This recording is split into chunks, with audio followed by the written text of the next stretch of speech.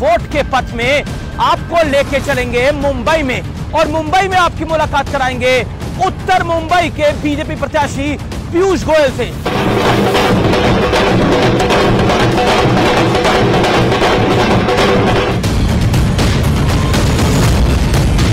विपक्ष तो अभी तक टिप्पणियां कर रहा है कि ये राम मंदिर बेकार है, और इसका जवाब भारत की जनता मुंह तोड़ जवाब देगी राहुल गांधी और उनके मित्रों।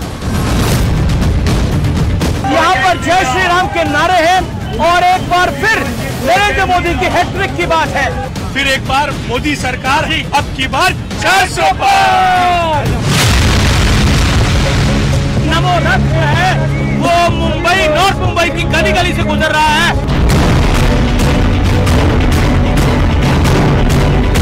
देखिए मोदी जी के लिए क्या अपार स्नेह। एक सीक्रेट हमने आपके बारे में पता कर लिया है कि आपका ओरिजिनल नाम घर का हैप्पी है। ये वड़ा पाव भी आ गए हैं, अब ये मलाई वाले वड़ा पाव है या चीज वाले हैं। शायद मिठाई भी तैयार है, अब पता लगेगा 4 जून को मिठाई कौन खाएगा। नरेंद्र मोदी खाएंगे ये स्पष्ट।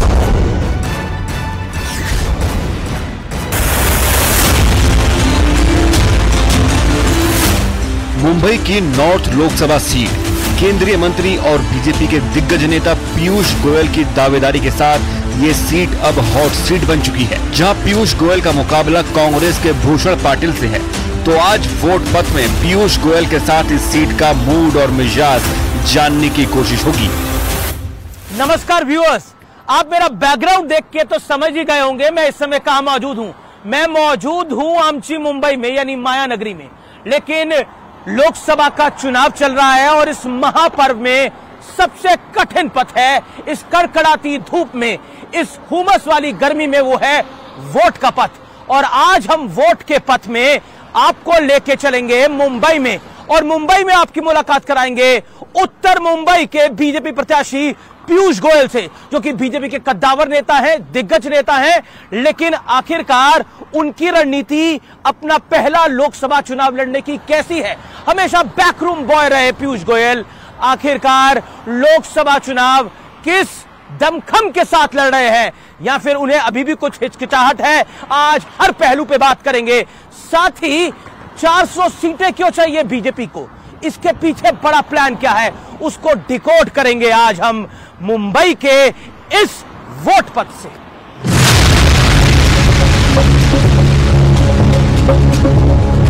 पीयूष गोयल के साथ वोट पथ की शुरुआत होगी मुंबई में उनके चुनावी दफ्तर से।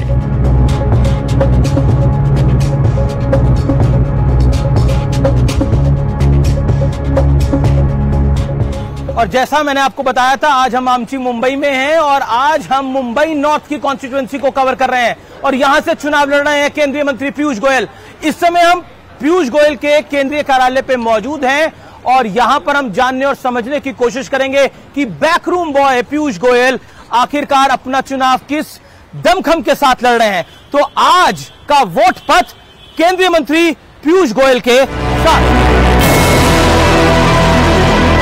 पीयूष गोयल के रोड शो की शुरुआत से पहले हमने देश और महाराष्ट्र की राजनीति पर उनसे संवाद किया, और आज हम वोट पथ में मौजूद हैं मुंबई नॉर्थ कॉन्स्टिट्यूएंसी में, यानी आमची मुंबई में, और मेरे साथ हैं केंद्रीय मंत्री पीयूष गोयल। पीयूष जी, आपका अभिनंदन है।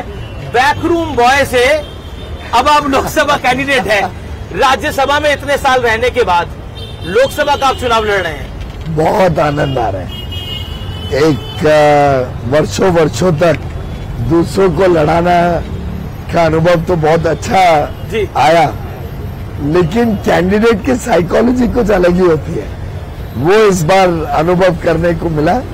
मैं माननीय प्रधानमंत्री नरेंद्र मोदी जी का आभारी हूँ कि उन्होंने मुझे जनता की अदालत में जाकर, जनता के बीच रहकर, जनता की सुख सुविधा समस्या समझने का मौका दिया।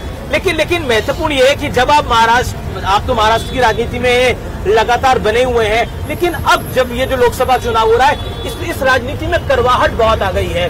नाना पटोले ने भी एक बयान दिया है, और अब इसके अलावा संजय राउत ने एक बयान दिया है। कैसे देखते हैं? कौन इनको सीरियसली लेता है भाई साहब?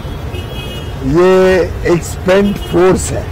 आप देखिए ना, शिवसेना, पूरी की पूरी शिवसेना एकनाथ शिंदे के साथ आ गई। उद्धव ठाकरे जी ने पहले मोदी जी को धोखा दिया, देवेंद्र फडणवीस जी को धोखा दिया, उनके नाम पे उनके एमपी एमएलए जीत के आए।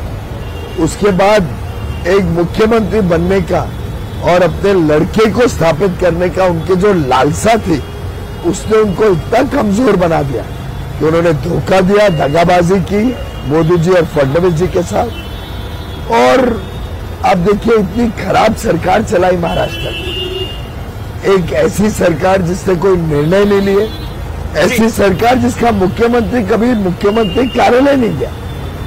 और जब शिवसेना के लोगों ने महसूस किया कि ये बाला साहेब ठाकरे जी के सभी सिद्धांतों के खिलाफ जा रहे हैं, कांग्रेस की गोद में जाके बैठ गए उद्धव ठाकरे जी, तो पूरी शिवसेना ने तय किया कि हम इसको स्वीकार नहीं करेंगे। अब उद्धव ठाकरे जी अलग हो गए, एक स्प्लिंटर ग्रुप। तो संजय राउत को कौन सीरियस? लेकिन क्या आपको लगता है जो टिप्पणी करी गई प्रधानमंत्री को लेकर, खासतौर पर कहा था कि हमने औरंगजेब को रोका है, प्रधानमंत्री की तुलना औरंगजेब से करी गई और कब्र खोदने की बात की गई? ये माननीय प्रधानमंत्री जी पे समय समय पे अलग अलग पार्टी, अलग अलग नेताओं ने, चाहे वो मनीषशंकर अय्यर हो, उन्होंने भी अभी कोई विवादित बयान दिया। संजय राउत जैसे, मणिशंकर अय्यर तो ने कहा कि पाकिस्तान के पास भी एटम बम है, हमें बातचीत करनी चाहिए। मैं कहता हूं कि देश को इन जैसे नेताओं से, इन जैसी पार्टियों से बचना पड़ेगा। और इंडिया अलायंस के जो बड़े बड़े नेता हैं, फिर चाहे वो राहुल गांधी जी हों, उनके मित्र पक्ष के नेता, उन्होंने माफी मांगनी पड़ेगी देश से। एक के बाद एक देश को तोड़ने की बात करते हैं, देश को बंटवारे की बात करते हैं, धर्म को लड़वाते हैं, जाति के आधार पर लड़वाते हैं लोगों को। अब तो हमारे स्किन के कलर के ऊपर भी, हमारे रंग पे भी देश को बांटने की कोशिश करते हैं। क्या आपको लगता है कि राम मंदिर एक फैक्टर है 2024 के चुनाव के अंदर?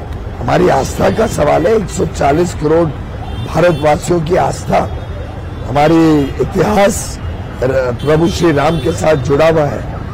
और प्रभु श्री राम किसी एक धर्म के नहीं है, प्रभु श्री राम पूरे देश के हैं, पूरी दुनिया के। लेकिन विपक्ष तो अभी तक टिप्पणियां कर रहा है कि ये राम मंदिर बेकार है। और इसका जवाब भारत की जनता मुंह तोड़ जवाब देगी राहुल गांधी और उनके मित्रों। उद्धव ठाकरे जी ने हिंदुत्व को त्याग दिया।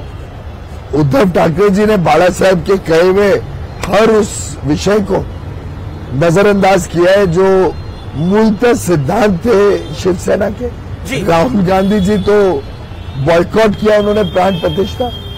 अब क्लेम करते हैं कि मैं शिव भक्त हूं। अब कोई उनका नेता कहता है कि नींव रखने का काम तो राजीव गांधी ने किया। तो देशभक्ति और राम भक्ति अगर इतनी थी तो राम सेतु को क्यों नहीं रिकॉग्नाइज किया? अरविंद केजरीवाल को बेल मिली है, इसको आप किस तरह से लेते हैं? सुप्रीम कोर्ट ने इंटरिम बेल दी। कोर्ट ने तो बड़ा स्पष्ट कहा है कि मेरिट्स ऑफ द केस में गए नहीं है, केस के मेरिट्स में नहीं गए, तो उन्होंने कहा है कि चुनावी प्रचार कर सके। पर इतिहास में पहली बार ऑनरेबल सुप्रीम कोर्ट किसी व्यक्ति को इस तरह की बेल दे रहा है, ये पहली बार है। सुप्रीम कोर्ट के निर्णय पे हम टिप्पणी नहीं देते हैं साधारणतः जी, पर लेकिन अभूतपूर्व नहीं लगता आपको? सुप्रीम कोर्ट अपने आप आत्मचिंतन करे इस विषय के बारे में। जी चलिए, तो आज का हम पूरा दिन बिता रहे हैं वोट पथ में पीयूष गोयल के साथ।